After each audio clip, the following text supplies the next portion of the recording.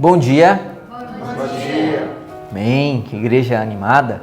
Bom dia para você de casa, que alegria estarmos aí recebendo você nesse início de dia para estudarmos a palavra. E eu tenho não apenas um capítulo novo para estudar contigo hoje, mas tenho um colega novo para te apresentar. E estão aqui comigo um rapaz que veio de longe e ele irá se apresentar agora para nós. Olá, meu nome é César, eu venho do Distrito Federal e é um prazer muito grande estar aqui na Escola de Profeta, junto com esse pessoal maravilhoso e aprendendo mais e mais do nosso Deus, para poder um dia também estar levando avante essa obra do Senhor que é confiada a cada um de nós. Amém! Então que Deus possa me abençoar, César, seja bem-vindo em nossa família, que Deus lhe use poderosamente. Amém? Vamos orar então agora para nós iniciarmos nosso culto. O irmão César estará dirigindo a oração para nós.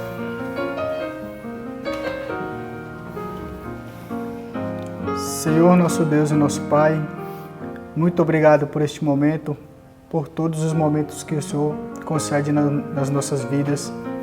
E te pedimos, ó Deus, que o Senhor derrame o Teu Santo Espírito na nossa vida, porque sem Ti não podemos fazer nada, meu Deus. O Senhor é a força que está em cada um de nós, que possamos, meu Pai, a cada dia ter um espírito de obediência e andar segundo a Tua vontade, Senhor. Porque o Senhor que sabe o que é melhor para nós e sabe para onde há de levar cada um de nós para um lugar a qual os nossos olhos nunca viram, Pai. Que o Senhor preencha o nosso coração da Tua vontade, que tenhamos sede e fome da Tua palavra. Amém. E venhamos buscar e que possamos, meu Pai, pelo Teu poder, levar a Tua mensagem às pessoas do mundo que estão necessitando. Em nome de Jesus te peço e te agradeço. Amém. Amém. Como César disse no início, a obra de missão, a obra de ir avante, é uma obra que Deus confiou a todos nós e chama a todos. Deus pede que os cristãos possam ir avante. E nós vamos cantar visando isso.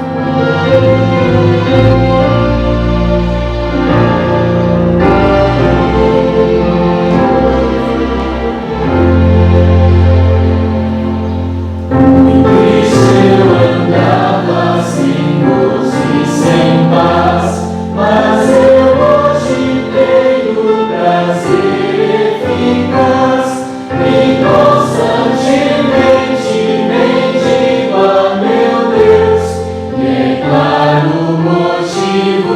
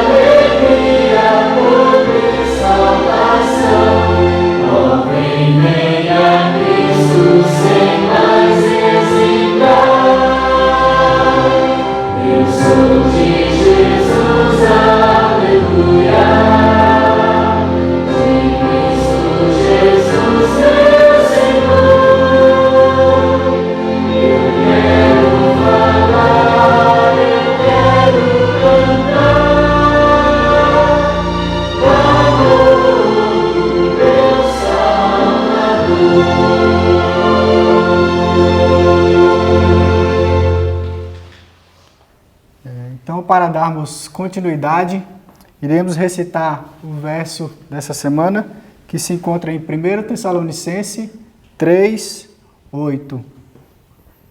E iremos contar aqui do 1 ao 3 e começaremos então. 1, 2, 3. 1 Tessalonicenses 3, 8. Porque agora vivemos se estais firmes no Senhor.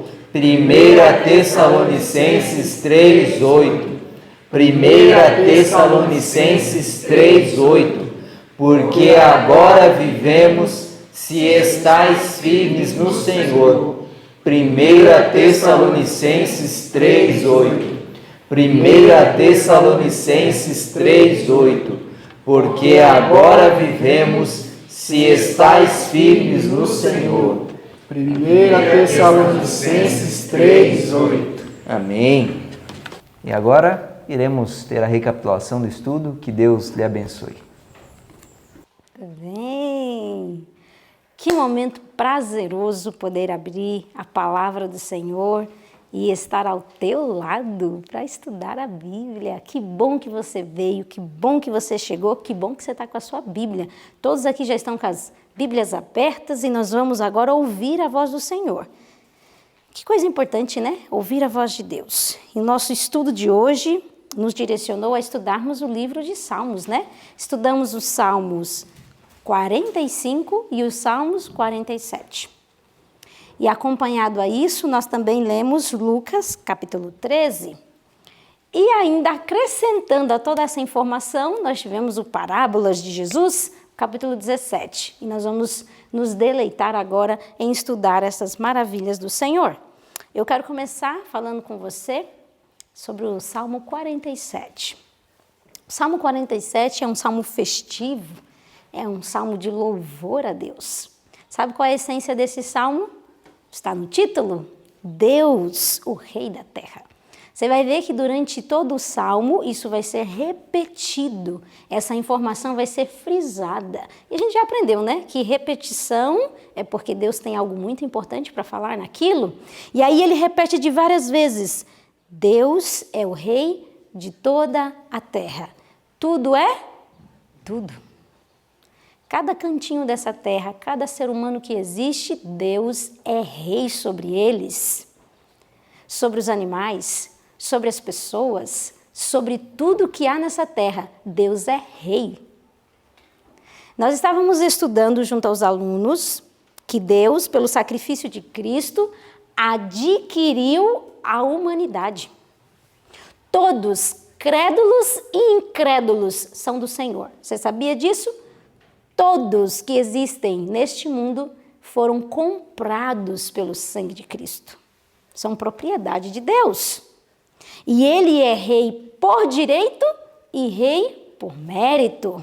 Pensa que coisa linda! E é isso que nós vamos ver aqui no Salmo 47. É um convite, batam palmas, cantem, louvem a esse rei que está sobre toda a terra. O versinho... Desculpa, eu tenho que pegar essa Bíblia que é fiel. O versinho aqui que diz... O versinho 8 aqui do capítulo 47 vai trazer a seguinte informação para nós, ó.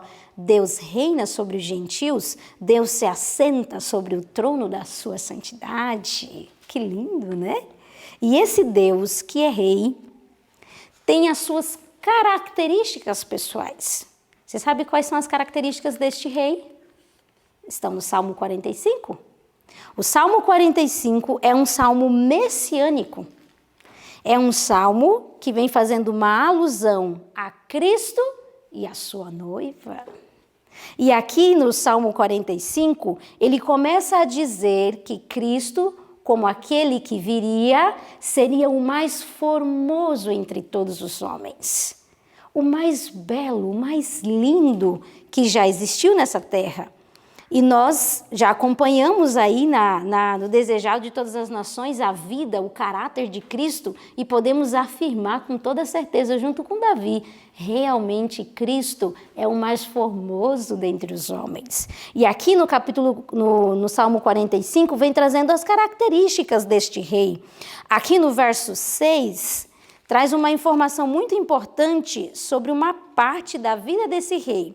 Aqui no verso 6 diz assim, ó: o teu trono, ó Deus, é eterno e perpétuo. O cetro do teu reino é um cetro de equidade. Tu amas a justiça e odeias a impiedade. Qual é a característica desse rei? Ele ama a justiça e odeia o quê? A iniquidade. Você gostaria de ser servo desse rei, que é mais formoso dentre todos, que ama a justiça e odeia a iniquidade? Aqui continua dizendo, por isso Deus, o teu Deus, te ungiu com óleo de alegria, mais do que a teus companheiros. Em que momento foi dito isso para Cristo? Vocês, alunos da escola, já sabem, não já? Quando a gente estuda sobre o concerto eterno, quando nós estudamos lá em Hebreus essa fala de Deus Pai para Deus Filho, nós estamos presenciando o quê? A unção de Cristo como Filho. Que lindo, né? Isso foi dito na unção de Cristo. Por isso, Deus, o teu Deus, te ungiu. E tu és o Messias, o ungido do Senhor, para salvar a humanidade perdida. Pensa que coisa linda, essas palavras foram ditas para Cristo. E você faz parte do reinado, do domínio desse rei. Não é bom pensar nisso? Encha teu coração, você é proprietário desse rei. E esse rei, Cristo Jesus, nos ensinou algo muito importante enquanto esteve nesta terra. E essa lição dele está lá em Lucas capítulo 13. Nós vamos encontrar em Lucas 13 a parábola que nós vamos estudar hoje. Nós estamos vindo aí estudando várias parábolas de Cristo, as lições que ele queria ensinar através dessas parábolas que ele nos ensinou. E aqui na parábola de hoje, nós vamos aprender algo muito importante. Estava Cristo advertindo o povo a respeito da sua vinda no reino dos céus. Ele estava falando sobre isso e estava advertindo as pessoas a respeito da ignorância, da indiferença com que eles tratavam a respeito desse assunto tão importante. E aí ele disse para eles assim, estou trazendo o contexto para vocês entenderem por que Cristo falou essa parábola que nós vamos estudar hoje. E aí ele falou assim, olha, vocês sabem olhar para o céu e discernir o tempo e dizer quando é que vai chover e quando é que não vai?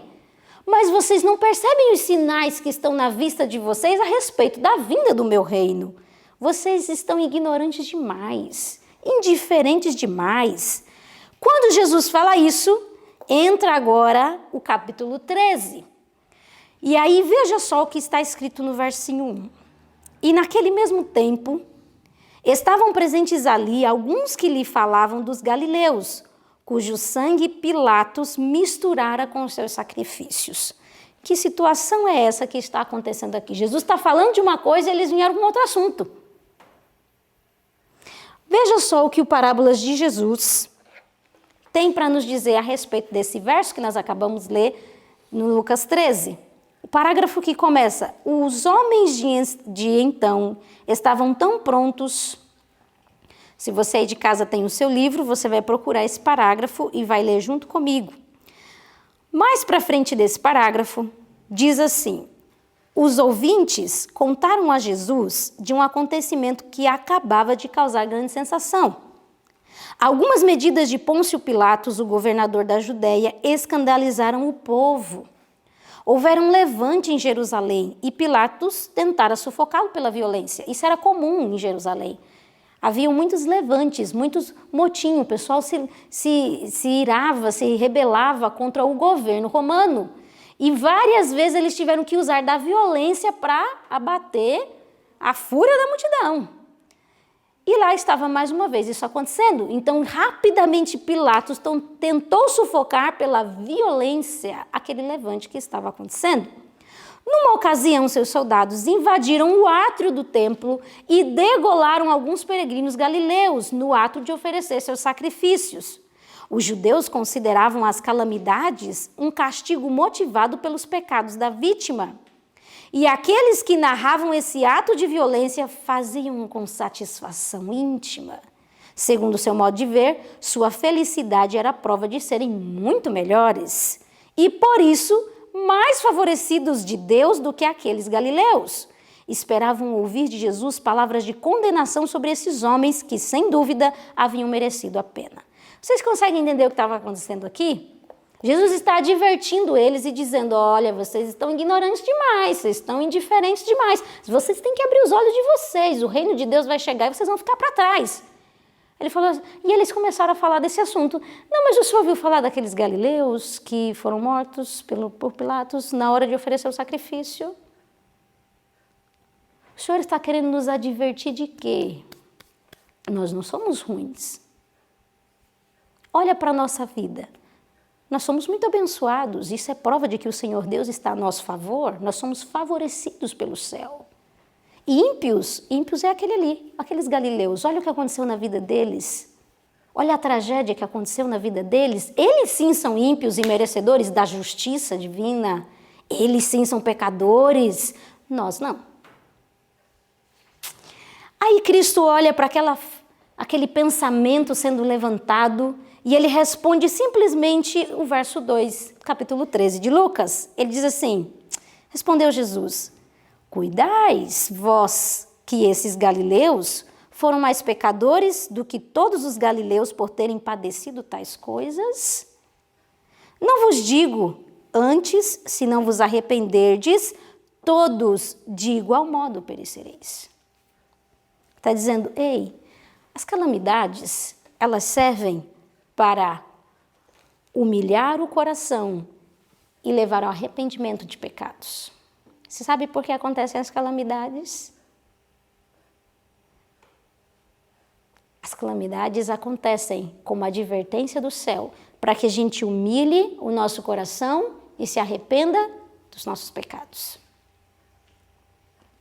E Jesus estava dizendo para eles, olha, vocês estão apontando isso para mim como algo merecedor da justiça divina, mas eu quero que vocês coloquem a barba de vocês de molho, porque se vocês não mudarem, de igual modo, vocês perecerão. Do que Jesus estava falando? Naquele momento diz que Jesus olhava com um olhar profético. E enquanto Jesus estava ouvindo aquelas palavras daqueles homens dizendo, nós somos favorecidos pelo céu, aqueles galileus são pecadores, mas nós somos favorecidos, jamais o mal virá sobre nós. Jesus olhava para aquela cena e pensava e via o cerco de Jerusalém e aqueles próprios judeus sendo mortos, igualmente aqueles galileus. E Jesus disse, cuidem, porque se vocês não mudarem, da mesma maneira vocês perecerão.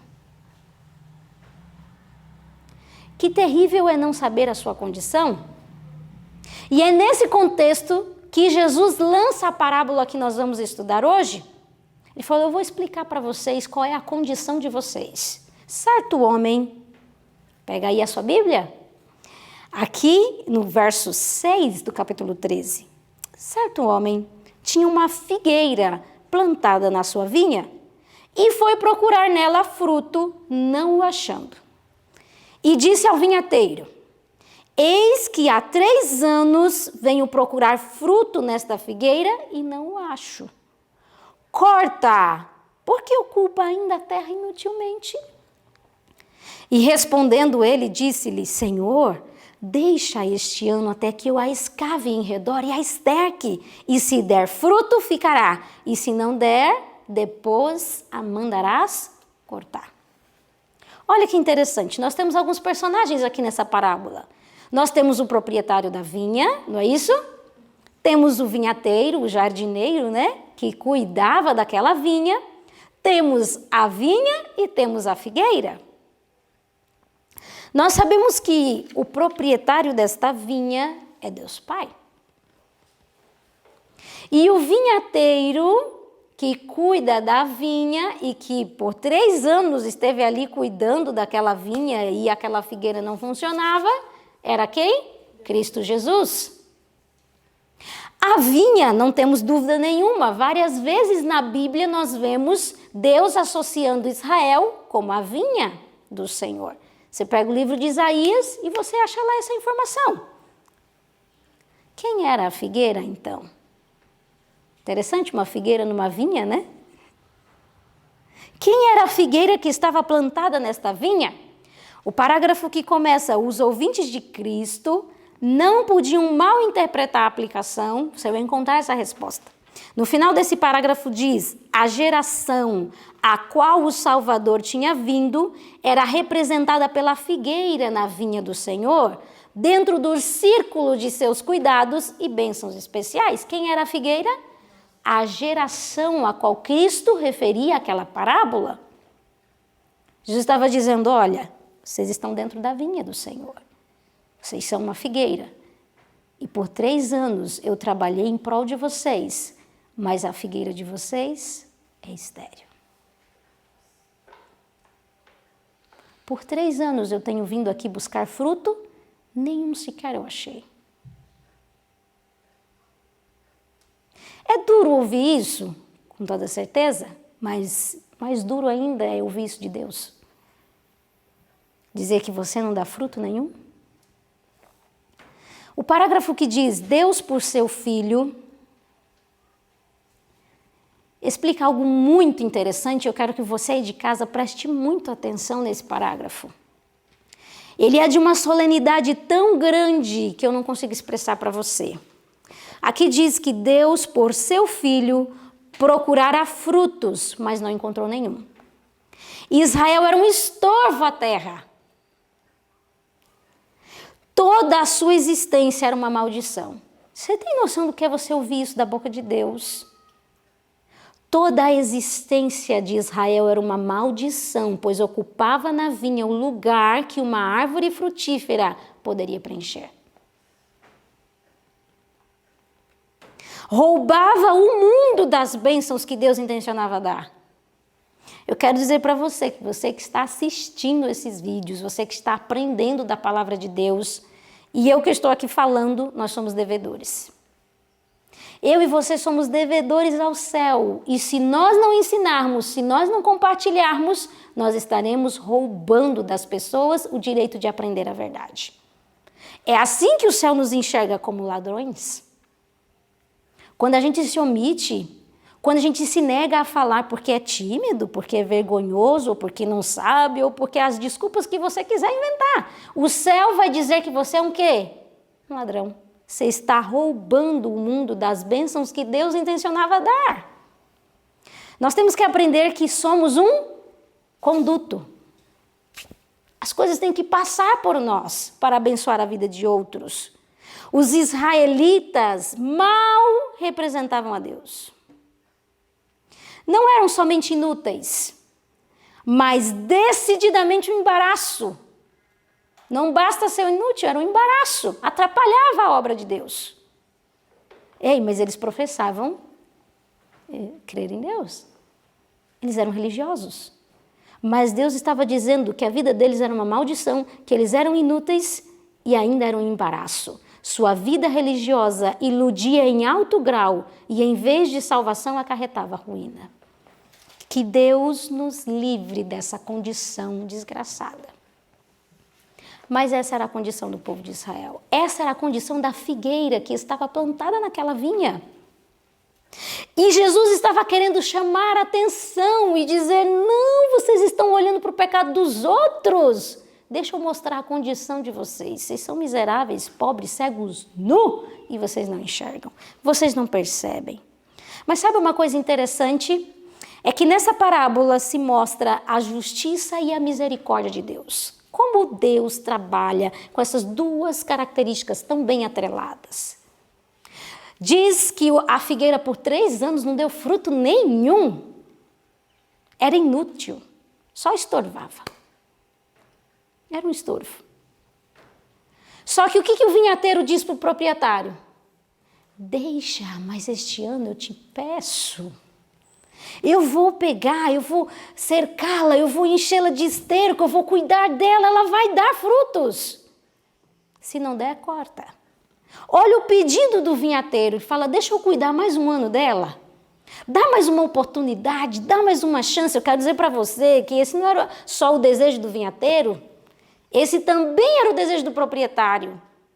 O proprietário também queria que aquela vinha desse frutos. E é por isso que ele concorda com o vinhateiro. Ele diz, está certo, façamos assim. Era o apelo de Cristo em prol de Israel. Deixa mais uma oportunidade, deixa mais este ano, eu imploro. E assim foi, porque os discípulos, quando receberam a comissão, para onde é que eles foram primeiramente? Evangelizar aonde? Jerusalém. E Jerusalém foi destruída só no ano 70? Quanto tempo mais de misericórdia Deus concedeu para que aquela figueira desse fruto? E aí esse era o comum acordo entre o proprietário e o vinhateiro, porque ambos tinham o mesmo desejo, que a figueira desse fruto. Eu quero ler para você um parágrafo. O proprietário e o vinhateiro, é assim o início do parágrafo, têm o mesmo interesse na figueira. Assim, o pai e o filho eram um no amor ao povo escolhido. Quero dizer para você que você é amado pelo Pai, você é amado pelo Filho e pelo Espírito Santo. E eles, unidos, trabalham em prol da tua vida, para que a tua vida funcione, para que você dê certo. Esse é o desejo do coração deles. Agora, perceba uma coisa. Aqui não fala o fim da parábola. Vocês perceberam que essa parábola não tem fim? Percebe que a história não acaba? Ele diz, vamos investir mais um ano, se não der certo, a gente corta. Mas não fala se a figueira chegou a dar fruto ou não. Diz que neste momento, Jesus interrompe a história. Porque a decisão final dessa história estava na mão de quem? Da figueira. De quem estava ouvindo aquela parábola. Vocês vão decidir se a figueira vai ser cortada ou não. Está na mão de vocês. Dependia da decisão deles. E eu quero dizer para você, meu amigo que está em casa, para os meus amigos que estão aqui na igreja, que não é diferente hoje. Esta advertência que foi dita no passado ao povo de Israel é dirigida a nós também, que vivemos hoje. E tem um parágrafo que eu gostaria de ler para você, que diz o seguinte: essa advertência também é dirigida a nós que vivemos nesta geração. É você, ó coração indiferente, uma árvore infrutífera na vinha do Senhor? Você se sente assim, como essa figueira estéril, infrutífera? Você se sente numa vida ociosa, apatia, sem saber ao certo o que fazer, como fazer? É assim que você se sente? Será esta sentença lhe endereçada em breve? Quanto tempo recebeu suas dádivas? Quanto tempo tem ele vigiado e esperado uma retribuição do seu amor? Quanto tempo Deus está esperando por você e pela sua decisão? Que privilégio tem você em ser plantado em sua vinha e estar sob a proteção do jardineiro? Quanto tempo você tem usufruído das bênçãos do Senhor? Com quanta frequência a terna mensagem do Evangelho lhe comoveu o coração? Tomou o nome de Cristo, exteriormente você é membro da igreja, que é seu corpo. Contudo, está consciente de nenhuma ligação viva com o grande coração do amor de Deus? A corrente de sua vida não flui através de você. As doces graças de seu caráter, os frutos do Espírito, não são vistos na sua vida. Eu quero dizer que, embora talvez obscuramente, você reconhece que é um empecilho ao solo, quero dizer que Deus, em sua grande misericórdia, não te cortou. Ele não te contempla de maneira fria. Ele não se volta com indiferença para com você e nem te abandona à destruição. Ele olha para você e clama: como te deixaria, ó Efraim? como te entregaria ao Israel. Não executarei o furor da minha ira, não voltarei para destruir Efraim, porque eu sou Deus e não homem. O misericordioso Salvador diz concernente a você: poupa ainda este ano, até que eu escave e a esterque. Eu quero dizer que o céu está investindo em você. Ainda que você se sinta como essa figueira, Deus não te joga de lado. Ele não te trata com indiferença e Ele não quer te destruir nem te cortar. Ele ama você demais e é por isso que quanto mais é miserável a situação de alguém, mais o céu vai fazer o quê? Investir. Mais o céu vai atrás, mais o céu vai querer salvar. Esse é o desejo do céu em relação à sua vida. E eu quero que nesta manhã fique um apelo no seu coração. O apelo que está lá em Oséias. Oséias 14, do verso 1 ao 8. Hoje, Jesus está te convidando, Jesus está me convidando, Jesus está convidando você. Converta-te. Converta-te, ó Israel, ao Senhor teu Deus, e eu sararei a sua perversão. Eu voluntariamente os amarei. Eu serei para Israel como orvalho, ele florescerá como lírio e espalhará suas raízes como o Líbano. Voltarão os que se assentarem à sua sombra, serão vivificados como o trigo e florescerão como a vide. De mim é achado o teu fruto. O apelo de Deus aos nossos corações é que nos convertamos, nos voltemos de maneira completa e sem reservas. Não resista a esse apelo. Quanto mais se resiste, mais o coração se endurece. Você pode finalizar a história dessa parábola de maneira muito diferente que o povo de Israel finalizou. A figueira pode dar frutos em abundância. E a sua vida pode ser uma bênção para toda a humanidade. Que você creia nisso, que é possível. É possível. Cristo está investindo em você para que você seja uma grande bênção para a humanidade. Que o Senhor Deus te abençoe. Eu quero convidar você a orarmos ao Senhor e implorarmos para que Ele faça em nós a mudança necessária para a nossa vida. Vamos nos ajoelhar?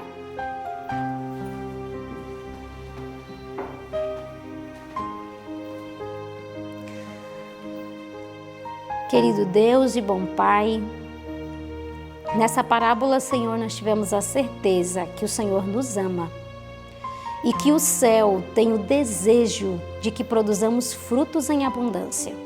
E eu sei que o Senhor está fazendo de tudo, Senhor Deus, dando todas as bênçãos possíveis para que nós possamos dar frutos em abundância. Eu imploro, Pai, que o nosso coração esteja aberto, disponível para ouvir a Tua voz. Eu imploro pelas pessoas que estão em casa. Só o Senhor conhece as angústias do coração, só o Senhor conhece as lutas de cada um. Mas eu imploro que neste momento o Senhor possa abraçar a cada um deles. Eles se sintam abraçados e amparados pelo Teu amor e pela Tua graça, fortalecidos, Senhor Deus, na fé e na esperança de que o Senhor tem um plano na história deles. Também entregamos a nossa vida, Senhor, imploramos para que o Senhor nos ajude a não envergonharmos o Teu nome, a não sermos inúteis, Senhor Deus, e nem um estorvo a essa terra, mas pelo contrário, que a nossa vida seja uma bênção, Senhor Deus. Faça de nós uma bênção para a humanidade. Em nome de Jesus nós oramos. Amém. Muito bem, que Deus te abençoe. Tenha certeza, Deus ama até aqueles que não estão dando fruto. Mas lembre-se, a misericórdia de Deus tem um tempo, ela também acaba. Que você aproveite da graça e da misericórdia do Senhor no dia de hoje e até amanhã.